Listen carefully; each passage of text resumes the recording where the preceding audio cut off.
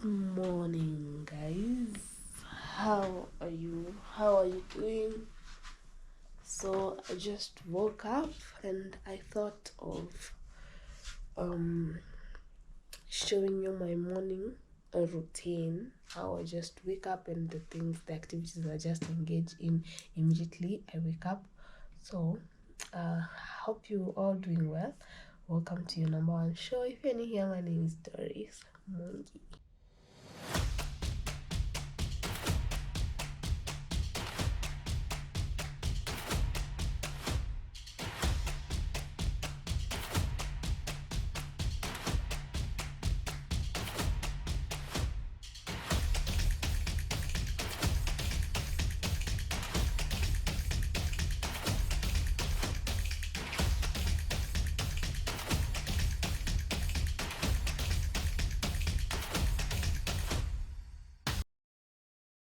So guys, I just came from the shower.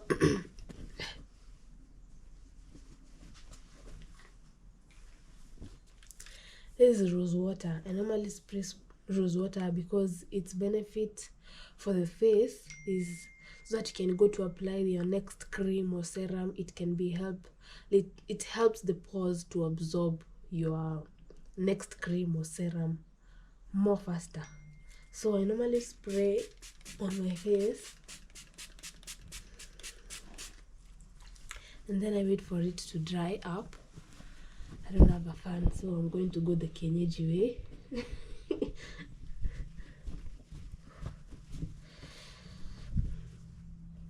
So my face, I don't know what category I can put it under, because I normally feel like I have acne. But if you talk of acne, if others talk of acne, they actually do have a lot of pimples.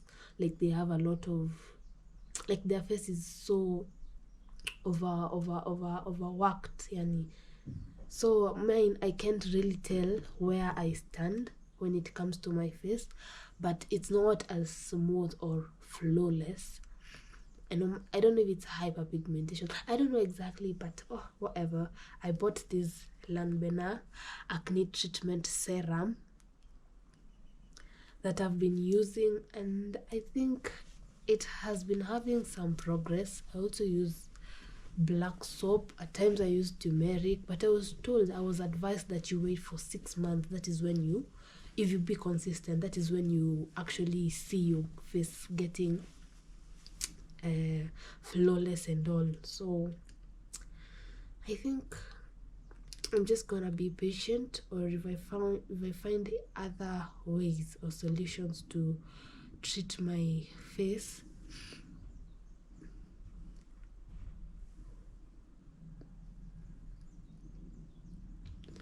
I'm gonna go that way until we heal completely, because my face wasn't like this. It started breaking out when I was in Form 2.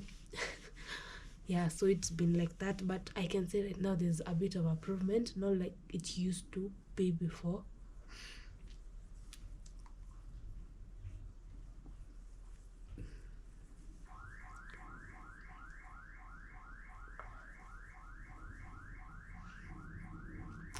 Akina nasikia kama niko na homa. You all can feel how I'm talking.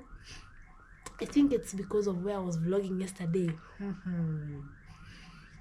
In my previous video, if you didn't watch, I vlogged somewhere in a river, and my legs, I had dipped them inside a river, and the river was so cold. Plus it was getting late. It was going to like 5-6 there p.m. So I think that is the reason why I've woken up with a congested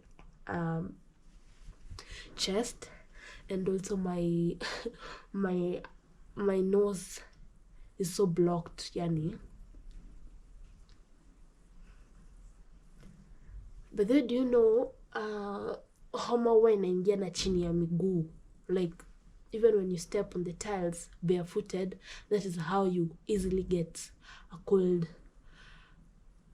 So that is why, but then it works. That is why unaona kuna hii treatment ya kuweka onions kwa miguu. Like you just put onions on the foot down the foot, and then you wear socks so that it can breathe. That is what kids are done for when they get cold, and the moment they wake up, they're already okay. By the way, I think I'm gonna do that because homa huwa inaingia na miguu. I think dawa ya moto ni moto. Kwenye unaweka, kwenye homa inaingililia, that is where you still put the medicine. Others tend to rub heat, what is it called, deep heat, this kaluma, this marob, that mint feeling, they tend to rub it at their back and here, so that they can breathe. That, I don't know if they are breathing systems huku mbele and at the back. That is the reason as to why it works. I'm not sure, but I'm going to try that one for the legs, and I see if it will work. Like putting onions, that's a life hack. Maybe you didn't know, but I don't know if it really works, but from reviews of what I saw, it tends to work from what I see people saying. Yes. That's why I told you, mimi na baridi. And it was just that, but you saw how I had worn just a sleeveless. It was actually a camisole. Na niko huko kwa baridi na miguu ziko ndani ya maji. That is why I was telling you, mimi na baridi, we don't correlate at all. But I'm hoping I'll be well. By the end of, before turuke mwaka nitakuwa sawa. I forbid any disease that is approaching you that is planned for you. Tunaikemea katika jina la Yesu. Yes, so guys, I'm gonna dress up now. Niteremke chini tengeneze breakfast. Then you can see how my morning goes on slowly. Yes. So watch until the end. Ta-da! I'm ready now. But I feel like my hair is still wet. Because the hair I decided to put this time round, manze, can't fit in a shower cap. Just can't. So even bado iko na maji, it's wet because of the shower. I am going to do breakfast sasa. You just follow me. Watch the video until the end. Yes. At least I am warm. Homa ishindwe katika jina la Yesu. Yes, so follow me guys. Mpaka kitchen. We do some 1, 2, 3 things. Yes.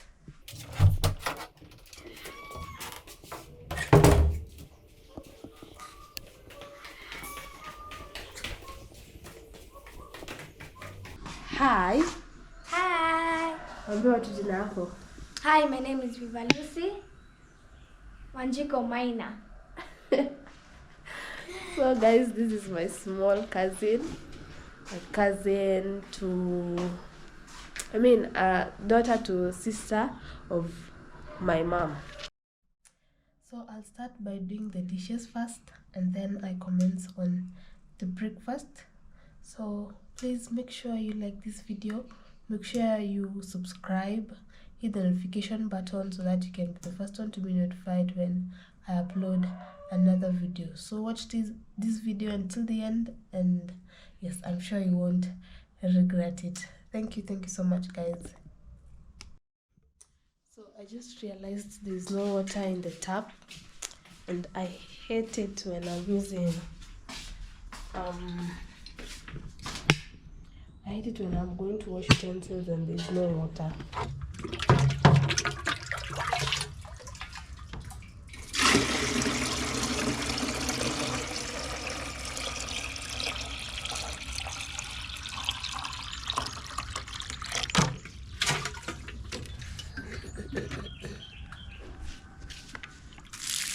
It's quite a bit much.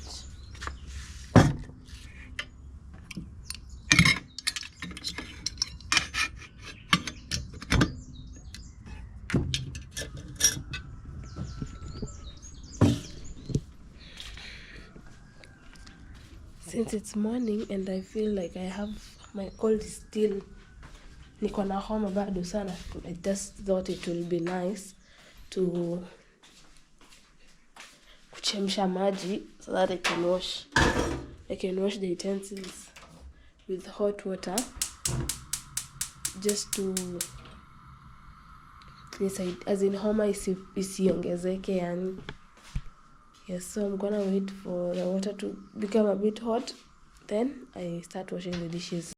How convenient is this kettle, guys? It notifies you when maji kikuwa moto, it notifies you.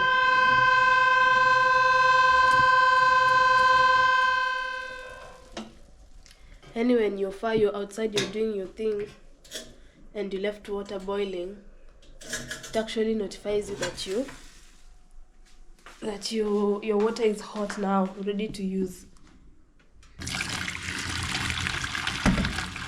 So I decided to boil some water because homa, I just can't manage. If I continue using cold water, I might actually feel more sick. I just learned there is no water in this tap, so I'm just gonna do it the ghetto way.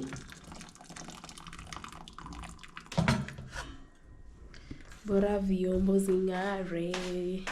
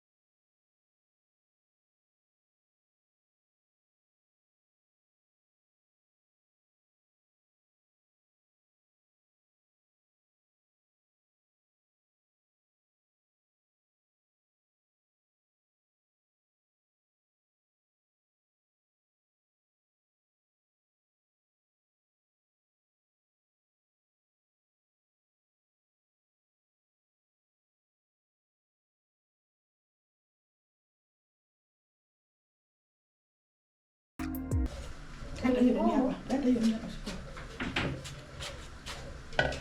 Tujaweka maji. Utachemsha kidogo tu, maji kidogo.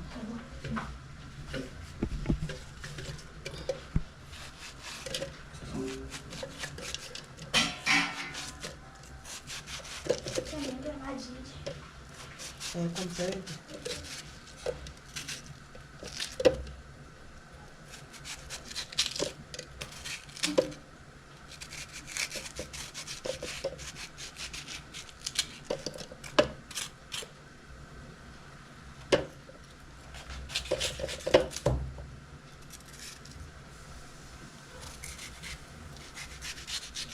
Mama kutengeneza smoothie asubuhi.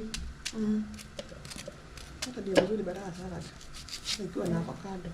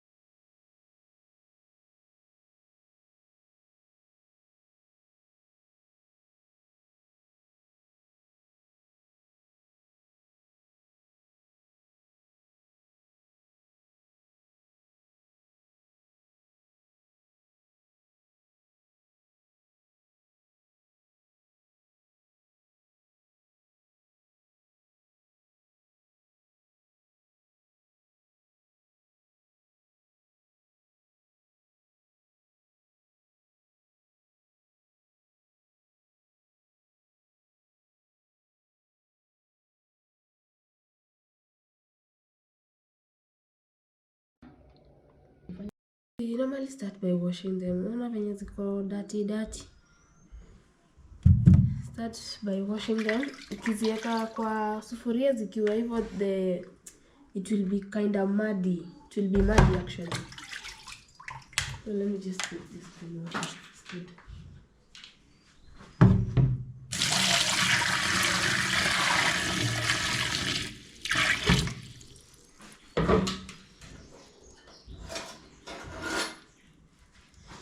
So one thing I don't like washing as in ikifika ni kwa time ya kutengeneza ndio sipendi, kwa sababu it makes your hand itch. I don't know what kind of substance it produces when it touches water, so it makes your hand unasikia kujikuna, yani for like 5 minutes or even more. But you have no option kwa sababu lazima utoe matope and this mchanga so that it can be easier to cook. Like it won't have, haitakuwa like maji kichemka haitakuwa na matope yani. I hope you understand what I'm saying. At least ikuwe na something like this, like ikuwe tu safi hivi. I'm just crossing my fingers that I won't itch. There's a time I googled, because kuna time nilijikuna mikono yani. There's a time I googled why it makes you itch. No, there's a time I googled why what you should do if your hands itch after washing arrowroots. And I saw they said you should like wash your hands with warm water or with soap, although it's not as effective because haikuisha immediately.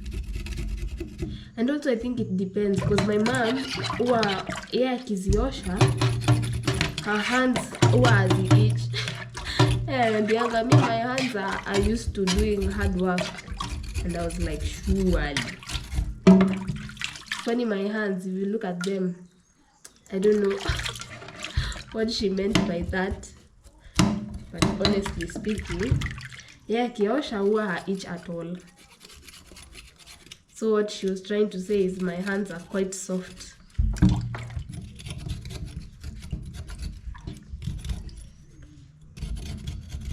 Ni kama pilipili, ukiosha ukikatakata pilipili ile yenye iko so bitter, so zingine you feel the effect on your hands.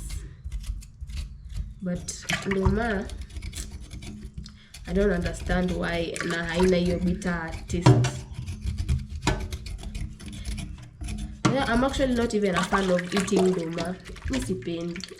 So I'm boiling too because it's only for my mom and dad. Hao ndio wanakuanga fan wa hizi sweet potatoes, ndoma. Mimi walisema mimi ni mtu wa GMO. I only eat, I'm a fan of maybe akina bread, toast, sandwich. But I do eat once in a while, especially kwa matoke. Hizi ziwa zina slap. Zinakuanga tamu by the way.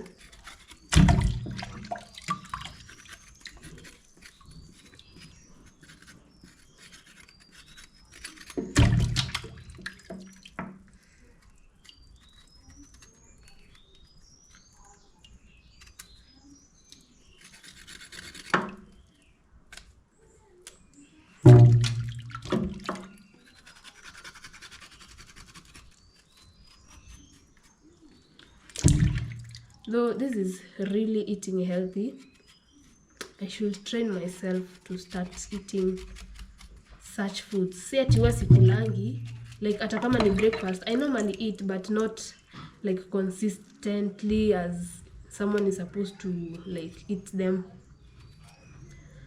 I just eat here and there. But if I was to be asked to be between sweet potatoes and these arrowroots. I'd say arrowroots.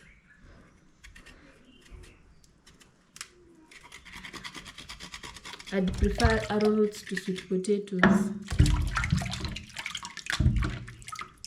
So zingine, if you also want to make your kids to eat these arrowroots for breakfast, kuna kwanga na recipes za kutengeneza na mayai and you put breadcrumbs. They actually become crunchy and tastier.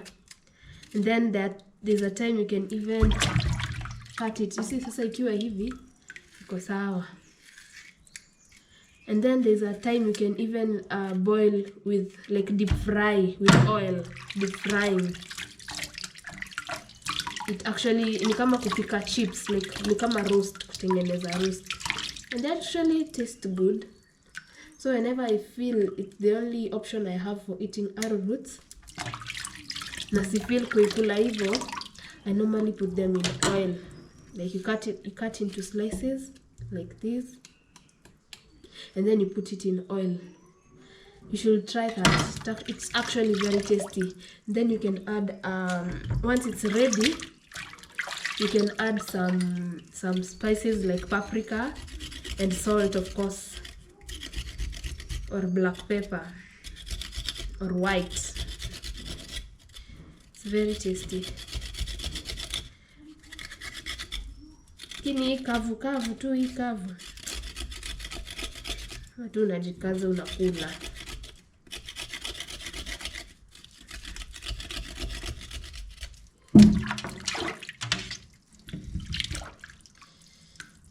Hii sijui ilitoka wapi. They are known, kwenye nasikianga zinatoka nini Ndoma Poa ni Meru. Zenye kwangi na maji ndani, like ukikula iko very ni kama motutu yani. I don't know how I will say motutu in an understandable language.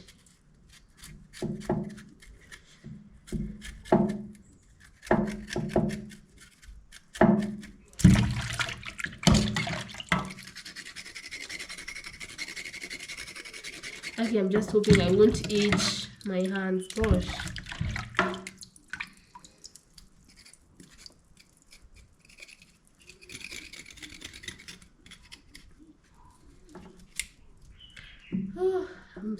Nimeanza kufeel like nimeanza kusikia.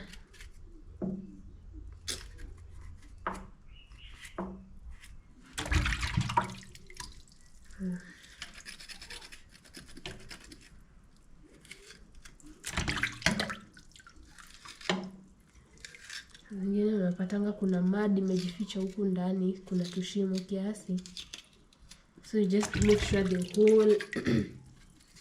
the whole tuber is clean before you put it kwa maji boil.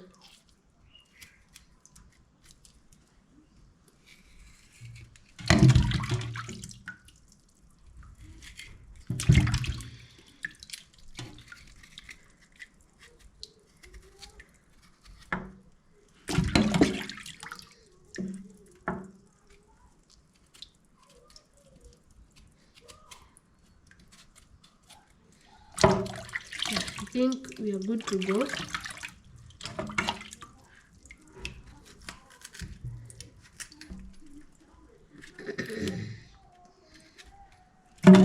Homa imeniamulia this time. Nataka niruke mwaka nikiwa na homa yani.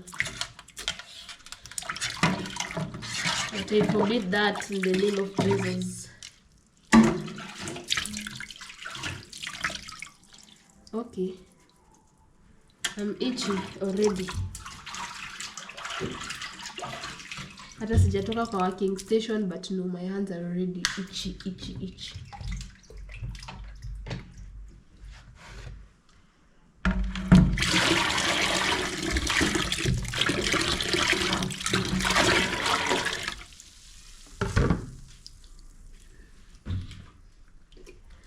Just going to rinse them with clean water.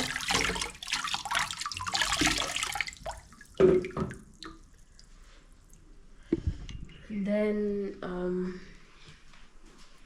I normally boil them in this heavy duty sufuria. This is where we boiled it from. So I'm just going to bring water.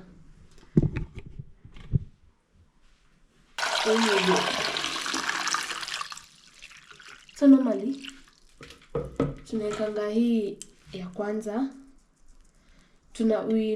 Okay, it's advisable to boil them as the first one before, like for breakfast, because it normally takes time.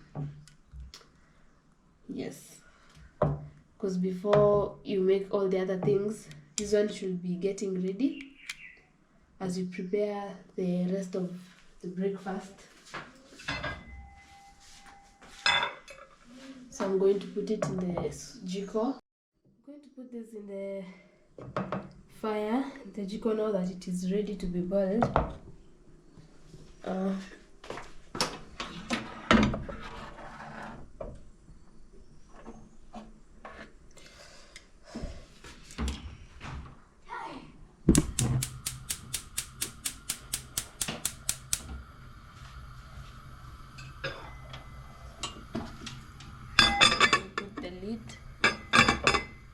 It takes like maybe an hour. It depends the softness of the arrowroots, but mostly like an hour or maybe 40 to 60 minutes there. Yes. So as it gets ready, I want to now make salad. After salad, I cut the fruits and then I make tea, and also I boil maize. Yes.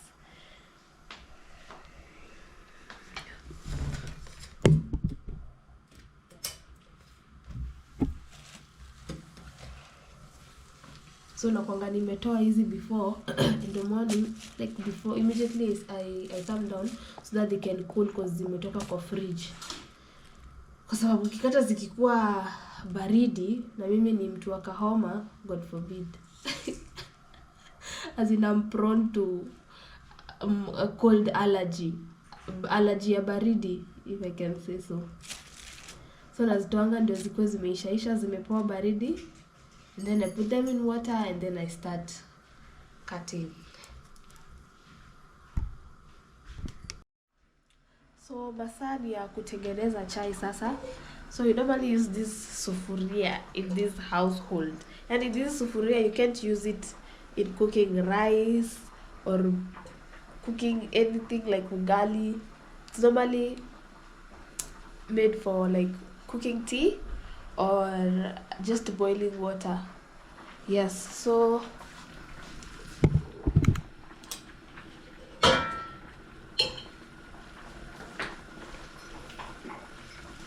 since it's only two people, no, it's only 3 people at the moment taking milk tea, I measure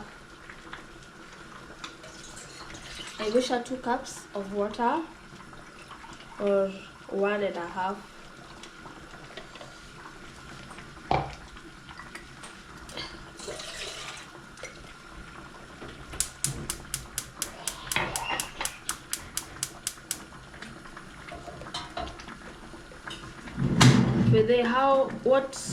What way do you use to cook tea? Kuna wale wenye wanaekanga maji na maziwa kwanza, wanangoja iboil and then they put majani.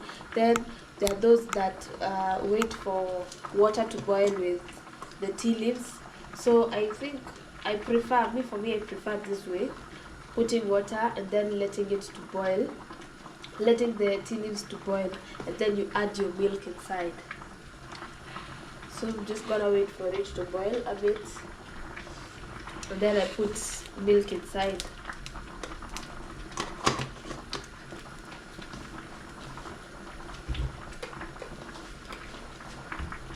Tukingoja iboil, as I take this smoothie. But then they normally say blend your vegetables but eat your fruits. But this is just like juice. You saw we blended fruits, but it was to make juice or smoothie. Yes. So that doesn't mean we won't eat fruits. We will, but it's normally advisable to eat your fruits and then you blend your vegetables. At times my mom comes and she blends kales nizo skuma, no, spinach sasa, then she puts avocado, she puts cucumber, and then she takes it. I think they're living a really good lifestyle for eating, and I think I admire it. I'm not a fan of eating, I mean taking those smoothies, especially ukijua it's raw spinach. Hey, if you know the content, wewe ukikunywa kitu, you might first of all take it ndio ujue kama ni tamu, but the moment you know what is inside, you might think twice about taking the smoothie. But I really admire that, and I think it's a good way to keep a healthy lifestyle, also by making natural juices hizi zenye hazina sukari mingi, like kama zenye zinatengeneza sijui unaambia na mango, but it normally has chemicals. I'm not saying you shouldn't take it, but in limits. Yes, that is what I'm trying to say. So majani strong. This is strong tea. Strongy. But the strongy came from strong tea. Inasemango kama strungi. Inasemango strungi ama turungi. I hear some people say turungi, others say strungi. I don't know which is the, but I think it's strungi because strong tea, strungi looks like it came from strong tea. Yes, so that is not the main issue. The main issue here is it is boiled, so we put milk inside. This is a whole packet of milk, so we're going to just put it inside. We're going to put, so nimeweka maziwa yangu ndani, nitangoja mpaka ichemke.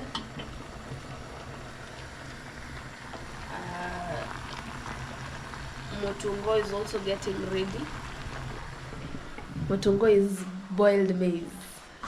We call it that way in my African language.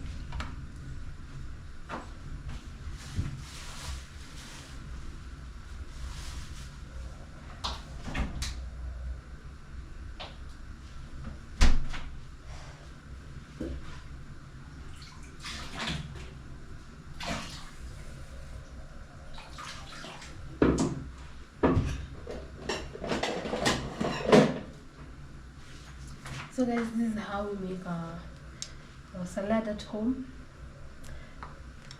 I put cucumber and bell peppers or capsicum, red bell pepper and yellow bell pepper. At times I put the green bell pepper as well.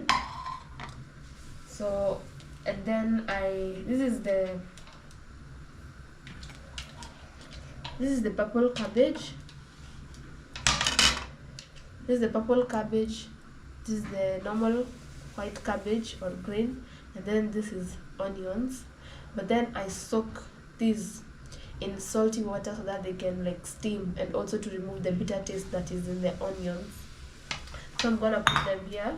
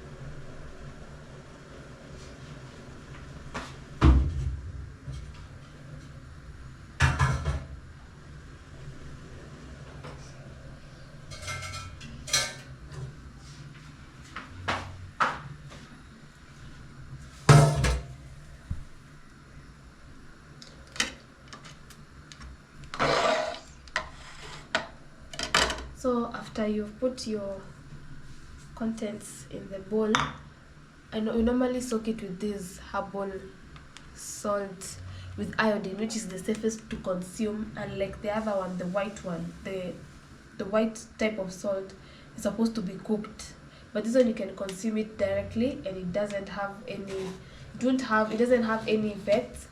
So this is the green, it's like greenish. It's greenish. This one is greenish.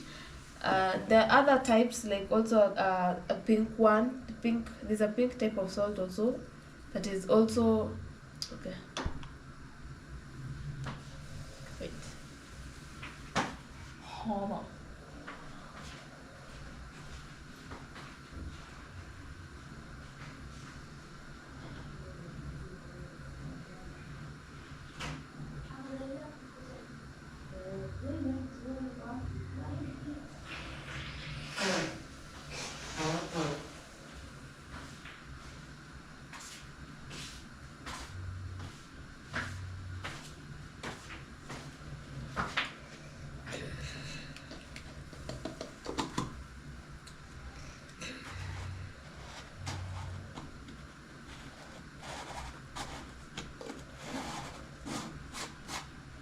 So after you put your contents in the bowl, you normally soak it in hot water using this pure herbal sea salt, which is green in color. It is green in color inside. There's also a pink one. I've already put. There's also a pink one that is also safe to consume, unlike the white one, the white salt, which is not safe at all. You know, the side effects of salt is goiter and all that, but this one and some other pink salt is safe to consume directly. So I normally soak it with hot water so that it can steam the cabbage and also to remove the bitter taste of the onions.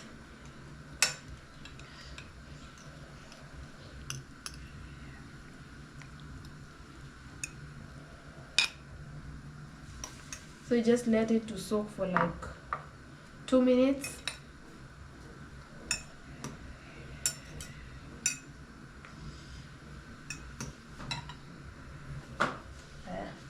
Meanwhile, I'm going to be making the carrots.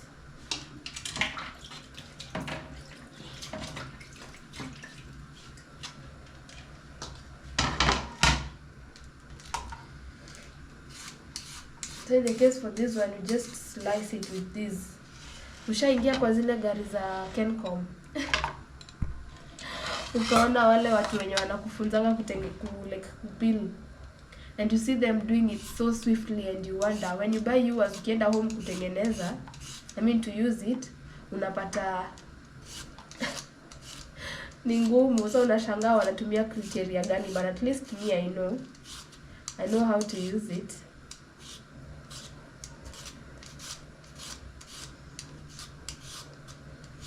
This can be used to peel potatoes, to peel carrots, can even be used to cut cabbage, to slice cabbages.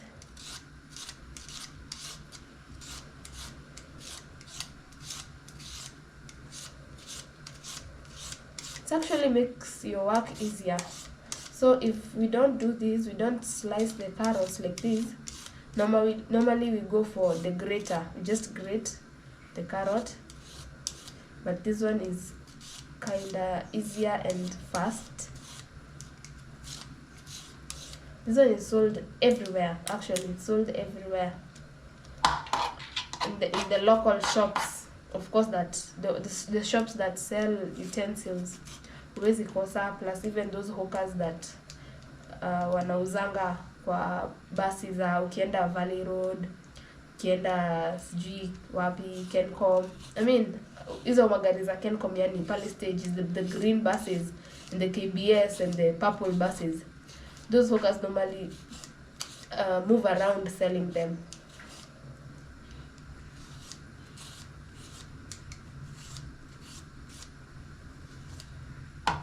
so easy. The leftovers, sometimes we just put them somewhere, so that when the time comes to boil cereals, we just immerse them inside, that it can remove gas. So see ati imeenda waste, we just put them somewhere, then we store them in the fridge, in the refrigerator.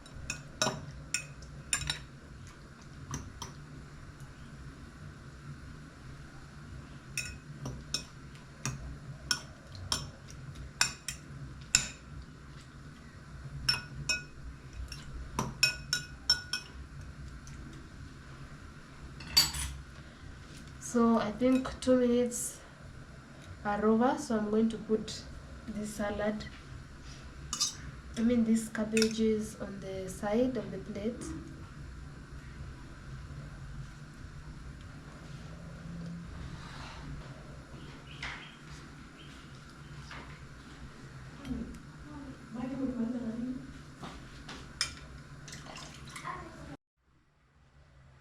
So chai ikiendelea kuiva, I normally cut the fruits. I had already washed them, so imebaki tu kukata.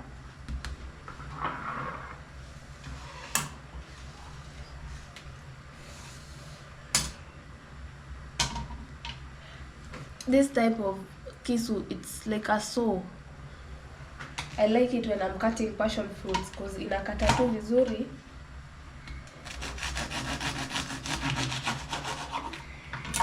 See how easy that was? Still intact.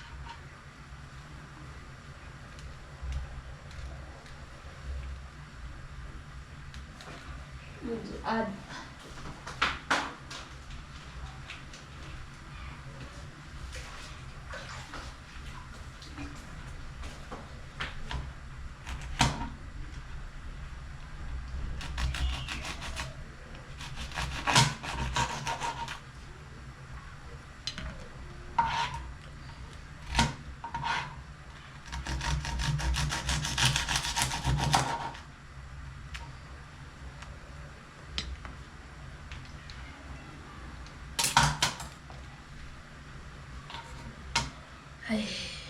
I'm not a fan of this tomato thing. I don't know how I feel it tasting. I just don't like the taste at all. Hata unipea pesa ngapi, I can't eat it. I don't love it at all, but it's beneficial for adding blood in your system, lakini sikuna choice ya kukula nini kales and all other things that add blood in your body.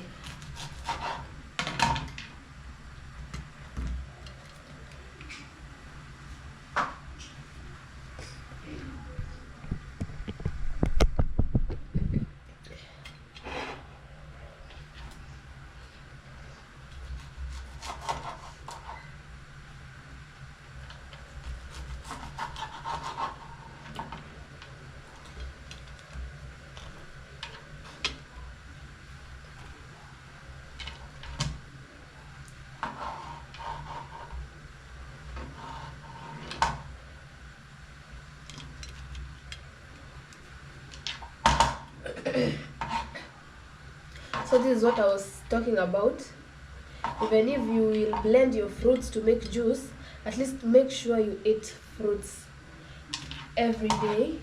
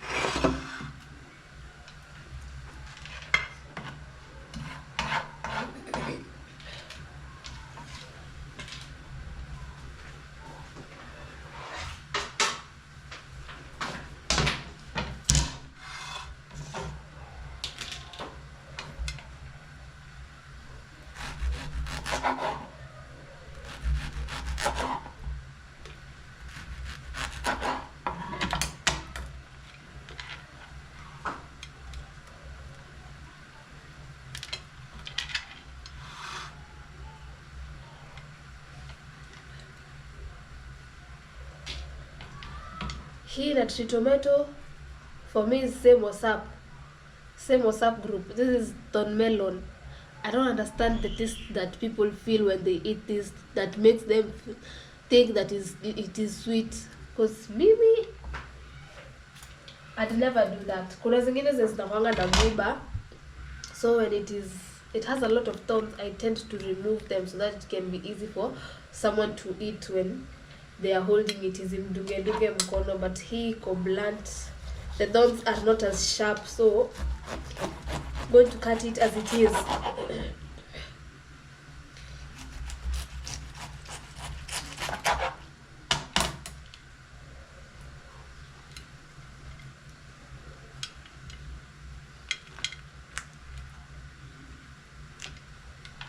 It looks like this inside, thorn melon. But I was told it helps with preventing cancerous cells from building in your body. So at one time I might just nafaa tu nijifunze kukula such stuff. If you eat them,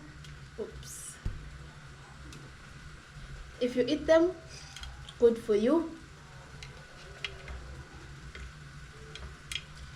Trying to balance.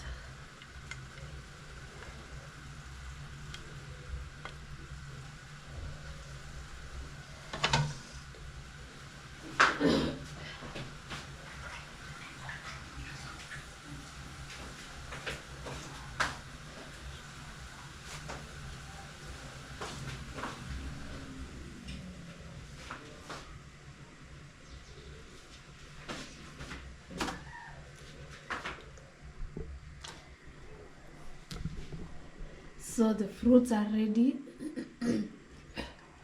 Just going to take them kwa meza.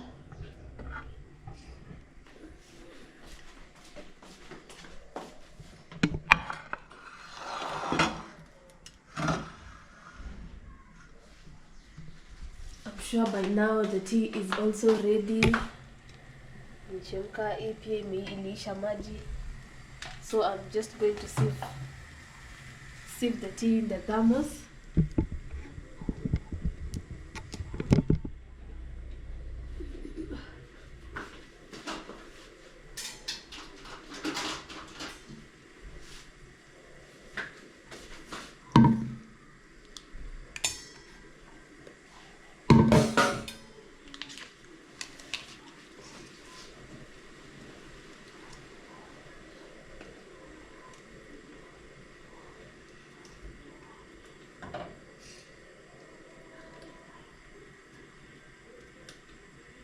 After your tea has boiled, I normally let it to continue, as in after the tea has come up, I normally let it to continue boil so that you can feel the taste of majani. Unajua kuna ile yenye unaonanga tu maji, chai imekuja juu alafu ukazima moto. Sifilingi kama chai imeboil enough. So for me, I let it to boil a bit, just as we found it. So sahi iko sawa. So I'm going to sieve it in the thermos, the flask.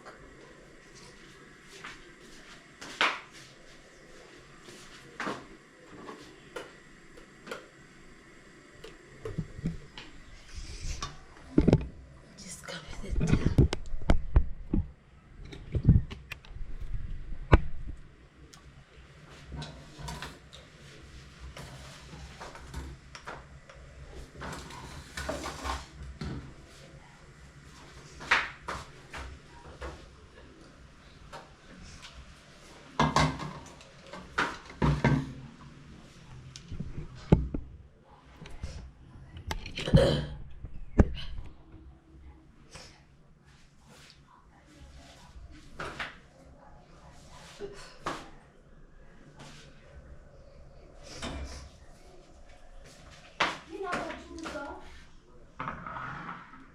Hata sijamaliza juice yangu bado.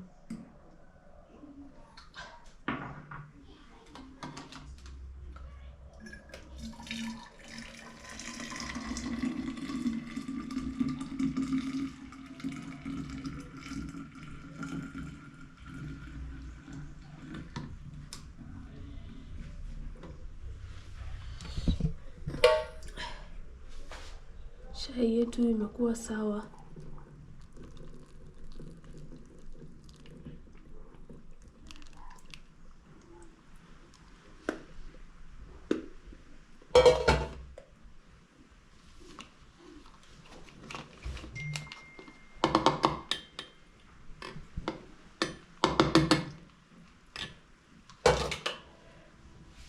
So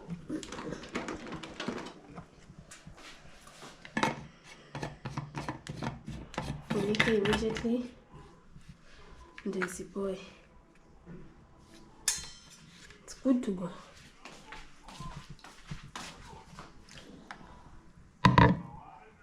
Everything is set now.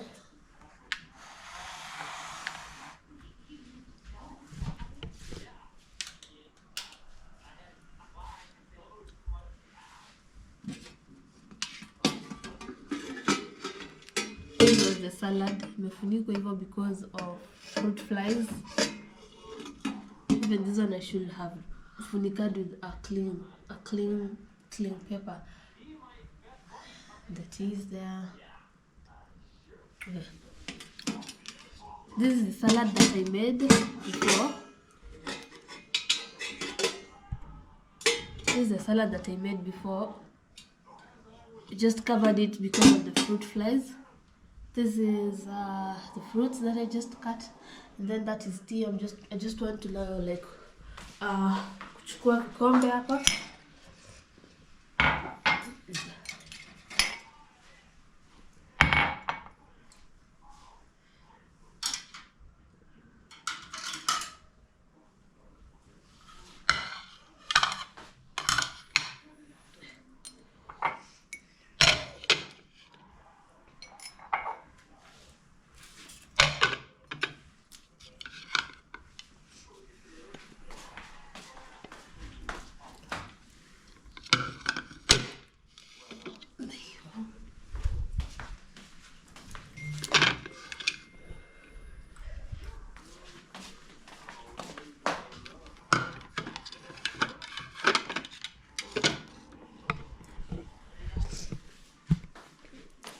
So far, so good.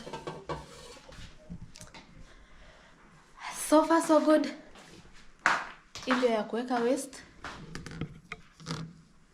When you eat matunda, the waste that you're done with, you just put it here. So I want to cover also the fruits with clean so that it doesn't get fruit flies, kwa sababu I don't know what time they might be coming to take breakfast. So in the meantime, before they come, I'm going to be making bread, because I told you mimi si fan wa ndoma, so nitaenda tu kutengeneza toast pale, I mean actually sandwich. So let me just cover this first with clean.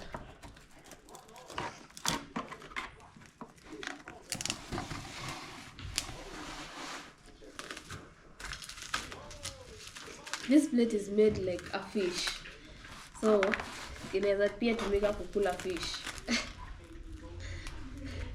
It's actually a fish plate, like sahani ambayo inafanana na fish.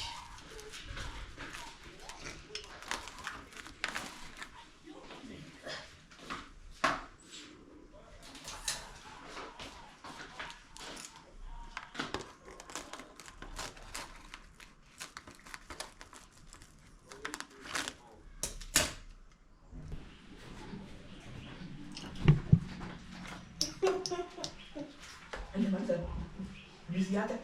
Sema hivyo. Sema hivyo. Sema hivyo. Hajamaliza juice yake. Hajamaliza juice yake.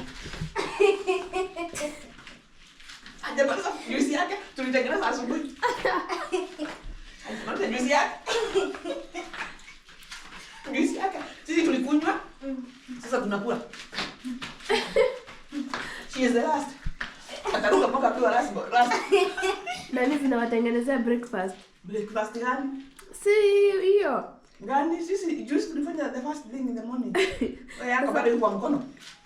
Hii ni kupiga tu si. You change next year. Don't be like that. Shiko. Haya. Yalla. 2023 nanga. Yeah. Usiku. Sio kesho. Ni usiku saa 6. Sisi tunakwambia. Na Njoki aliniambia jana nitasema tunisande. Hapana, ni usiku saa 6. Bali nikwambia unipe. Kalamu na karatasi nikomesha. Haya, sasa mimi nataka kutengeneza mkate yetu. Kama kuna kitu. Juu ya mkuli doma. Juu sisi hatukuli ndoma, lakini tutakula tu in the future.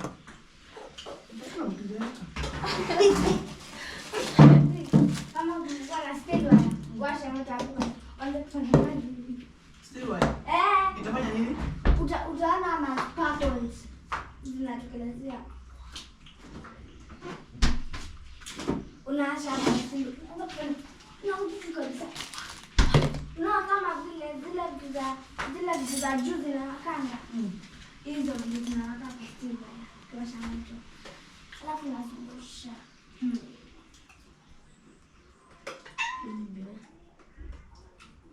Unajua mimi nakula breakfast.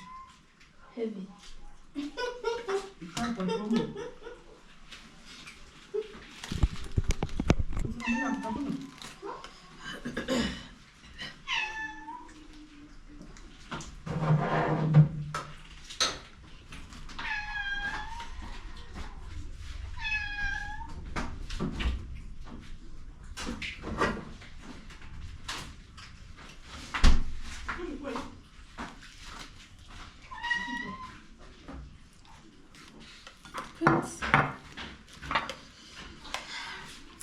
Okay, I'm such a slow feeder. Okay, what are you doing? I'm such a slow feeder, but lakini tu lazima nitaimaliza. Pole pole ndio mwendo. Au sio?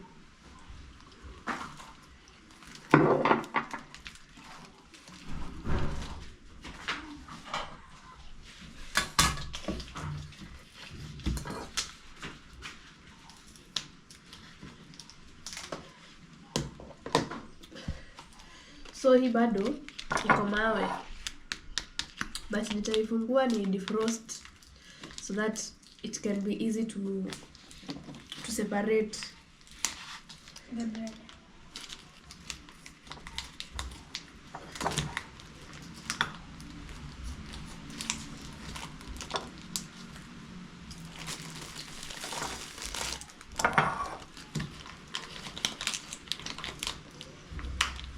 going to defrost it kwa microwave.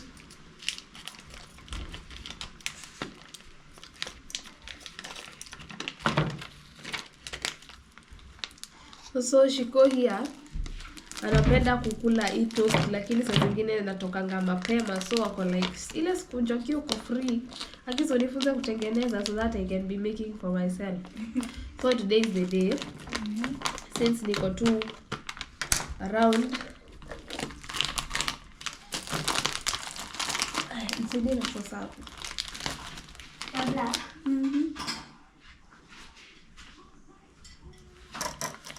So nita defrost tu but kiasi tu ndio wewe. Hii part tu ya juu ama ya chini, either yenye itatoka si ati mpaka ikuwe hot. Ile tu yenye maji iachane kiasi.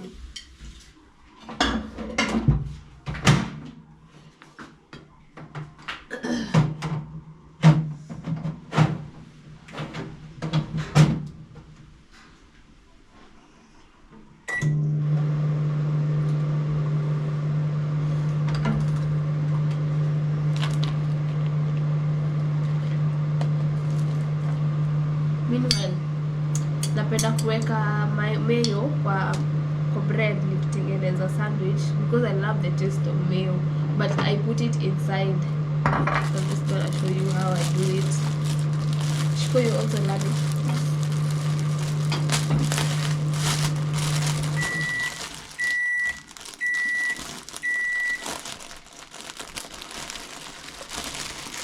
So only 4 slices of bread ndio inaweza fit kwa this sandwich maker. Queens, sasa zingine nakuanga na tabia mbaya.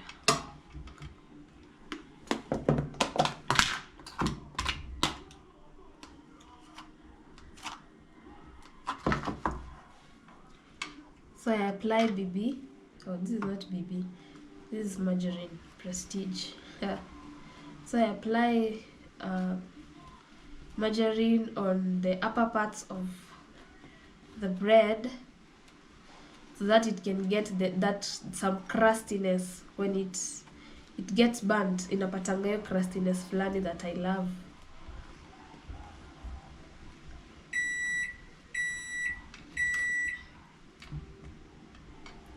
And on this other side too.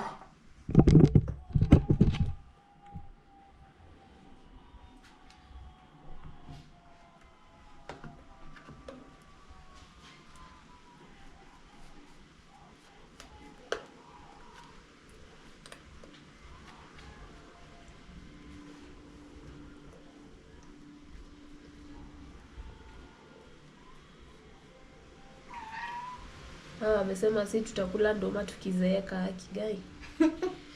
Was she personal? That was being personal bana. Hey. But me, like I said, me like it when it's in matoke or when I deep fry it in oil.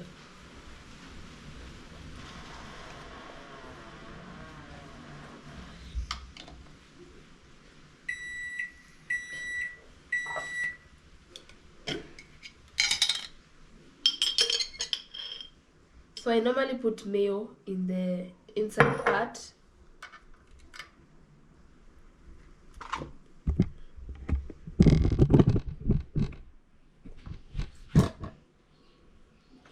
The inside part of the bread, because if you put it outside, itashikana, itakataa kutoka unless you're using, I don't know which kind of mayo, but this one I once tried it putting it outside, but ilibombo.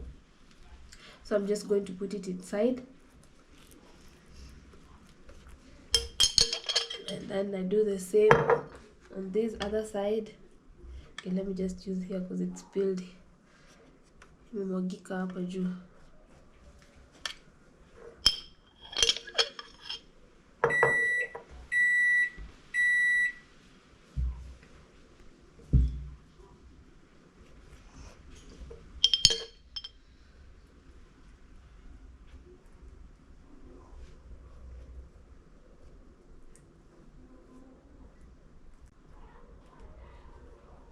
Namna that.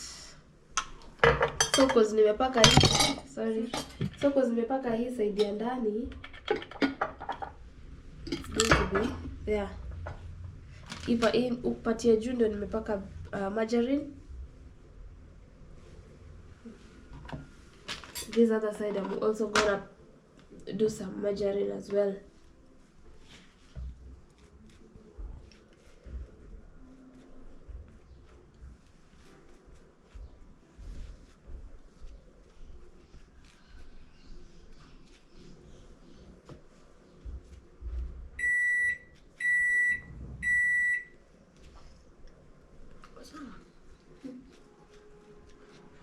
Ati? Iko sawa?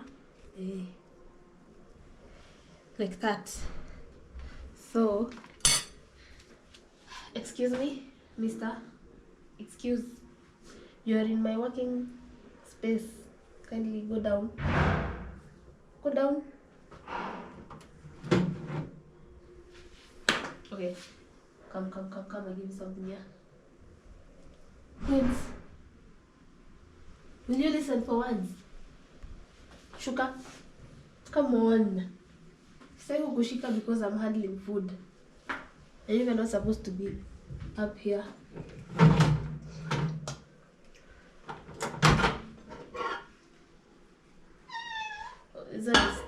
It's still bado itakuwa safe. Bado haijaisha maji kabisa. So let me give it another 1 minute.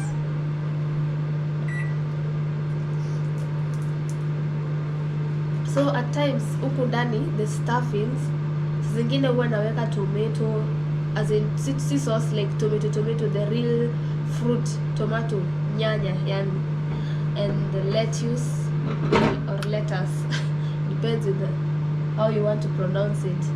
But for today we're just going to do the ham alone. Yeah.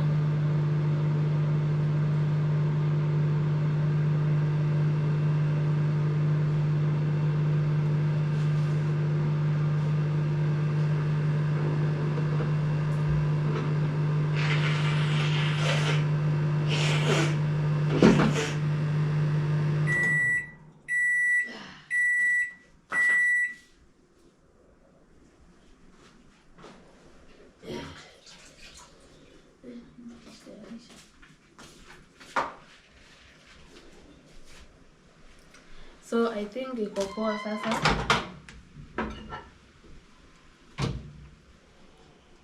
Just wanted hiyo maji iishe, so I think right now iko sawa, it can separate easily.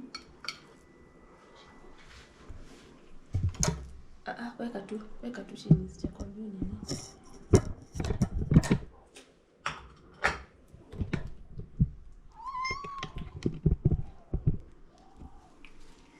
So I think right now iko sawa. This is what I was talking about, like just defrosting it so that it can be able to separate on its own. So I put one either on that side. Queens, please. And another one on the other side as well.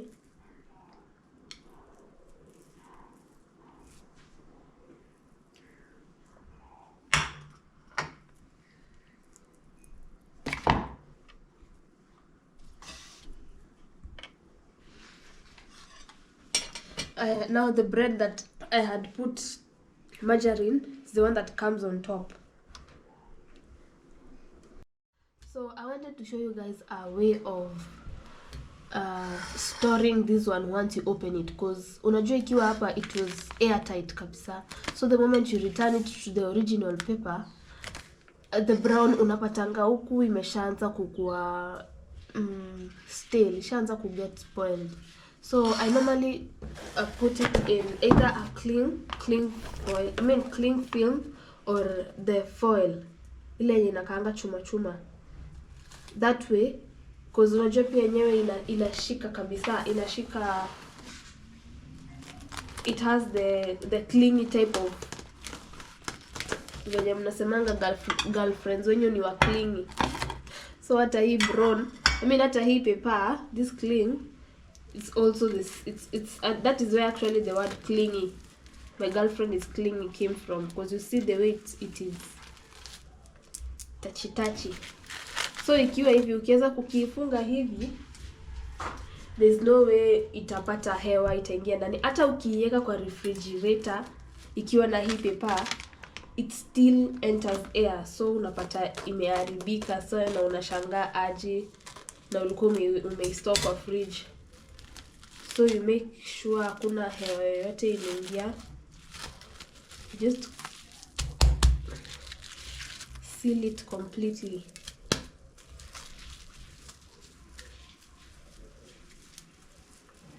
Ikae hivyo, so that if sasa you can store it in the refrigerator, and the next time you come to use it, it will still be fresh and good to use. Weka kwa socket, plug it in, and then tungoje iive. Sasa tutakuwa ready kukula breakfast, I'm sure. Yes. Sema hi guys. Sema hi guys.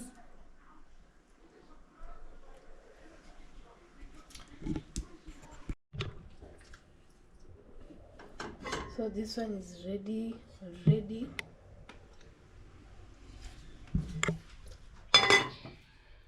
Now to the boiled, going to boil maize now.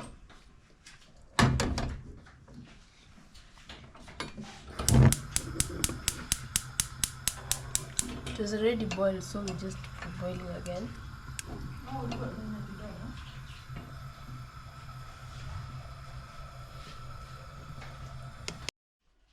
Hii naona ni kama ishakuwa ready. Ishawaka green. Ooh.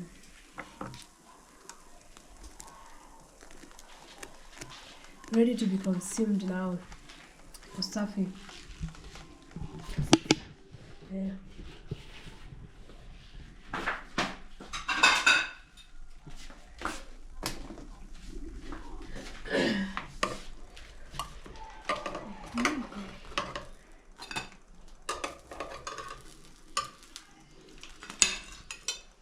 Ensure umezima ama umedisconnect kwa plug. Umedisconnect hiyo. Then you leave it, just leave it there to cool. Don't close it first. Just leave it to cool. Yes, so this one is ready to be consumed. You can now maybe go settle it and take breakfast.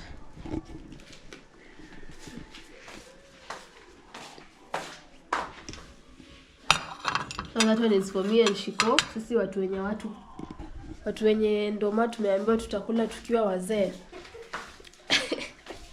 Ni sawa tu.